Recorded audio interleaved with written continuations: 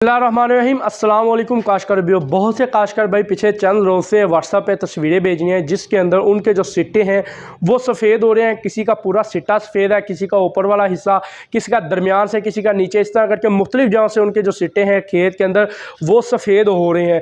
तो ये क्या मसला है, ये किस तरह की बीमारी है, इसका कंट्रोल हम किस तरह से कर सकते हैं, इसके बारे में हम लोग वीडियो के अंदर बात करेंगे। काशकार भाइयों, मैं हूं उस्मान अशरफ और आप देख रहे हैं अपना किसान पाकिस्तान यूट्यूब चैनल।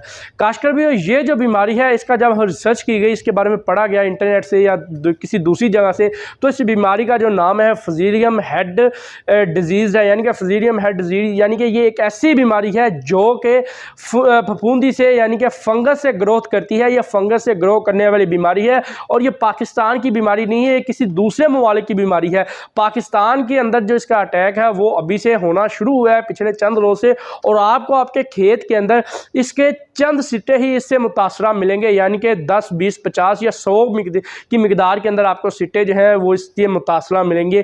ये एक बड़ी ही ख़तरनाक किस्म की बीमारी है। अगर इससे मुतासरा सिट्टे का जो बीज है, जो फ्रूट है, जो दाने हैं, वो अगर इंसान खा लेंगे तो वो भी बीमार हो सकते हैं। अगर हम जानवरों को खिला देते हैं वो भी बीमार हो सकते हैं। तो इस बीमारी का कंट्रोल जिस तरह वो दूसरे काश्तकार भाई करते हैं, यानी कि दूसरे मुल्कों के अंदर जहाँ पर ये बीमारी हमलावर बड़ी मिकदार के अंदर होती है, वहाँ पर तो इसके अंदर जैसे ही बीमारी नज़र आती है तो पहले ही 2 से 3 दिन के अंदर किसी अच्छे फंजासाइड का वो स्प्रे कर देते हैं। लेकिन पाकिस्तान के अंदर ये बीमारी नहीं है और पूरे खेत के अंदर ये अटैक नहीं करती, इसलिए लेकिन चंद चुनिंदा सिट्टों के ऊपर इसका अटैक होता है जिसको हम गिन सकते हैं। तो सबसे पहले तो हमें फंगस, अगर ये इसका फंजासाइड स्प्रे करना चाहते हैं तो आप कर दें ताकि ये बीमारी आगे ना फैले। अगर आप फंजासाइड स्प्रे नहीं करना चाहते तो आपने करना यह है, बड़ी एहतियात के साथ इन सिट्टों को आपने अपने खेत में से निकालना है और इनको तल्फ कर देना है, आग लगा देनी है। अगर आप इनको तलफ या आग नहीं लगाते तब यह हमारे लिए मसाइल का बायस बन सकते हैं।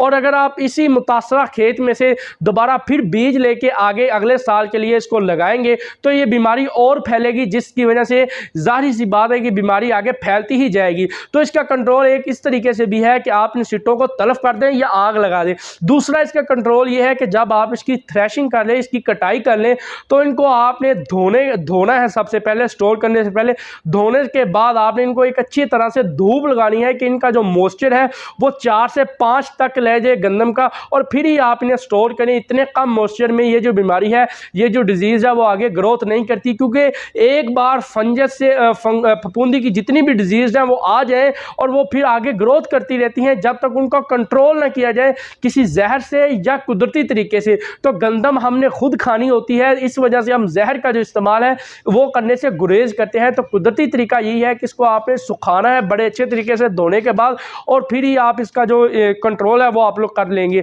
और तीसरा काम आपने ये करना है कि इस मुतासरा बीज में से, यानी कि इस मुतासरा खेत के पैदावार में से आपने अगले साल के लिए बीज जो है वो नहीं लेना। अगर आप बीज लेंगे तो ये बीमारी जो है वो अगले साल भी आपको खेत के अंदर देखने को मिलेगी, जिसकी वजह से बीमारी आगे फैलेगी और हमारे लिए नुकसान का बाइस बनेगी। तो ये चंद बातें हैं जिनका आपने एहतियात करनी है। ये फफूंदी से बैठने वाली जो बीमारी है, जिस तरह कूंगी जो है वो भी फफूंदी से फैलती है, यानी कि फंगस से फैलती है, इसी तरह ये बीमारी जो है ये भी फफूंदी से, यानी कि जो सफूफ होते हैं उसके फफूंदी के फंगस के, उससे ये बीमारी फैलती है और पूरे खेत को मुतासर नहीं अभी ये कर रही, चंद चुनिंदा सिट्टों को ये मुतासर करती है। उन सिट्टों को कोशिश करें किसी लेबर से या खुद आप उनको तोड़ के बाहर निकाल के तलफ कर दें या आग लगा दें। अगर आप ये काम कर जाएंगे तो यकीन करें काशकार भाई, आप इस बीमारी का कंट्रोल कर लेंगे। अगर आप ये काम नहीं करेंगे तो आप इस बीमारी को कंट्रोल नहीं कर रहे होंगे, बल्कि इस बीमारी को और बढ़ावा दे रहे होंगे कि ये बीमारी और आने वाले सालों में भी आपके खेतों में और आपके साथ वाले खेतों में फैलेगी,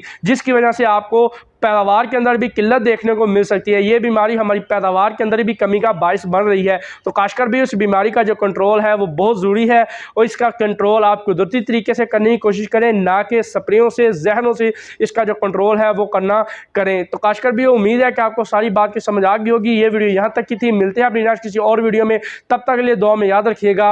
अल्लाह हाफिज़।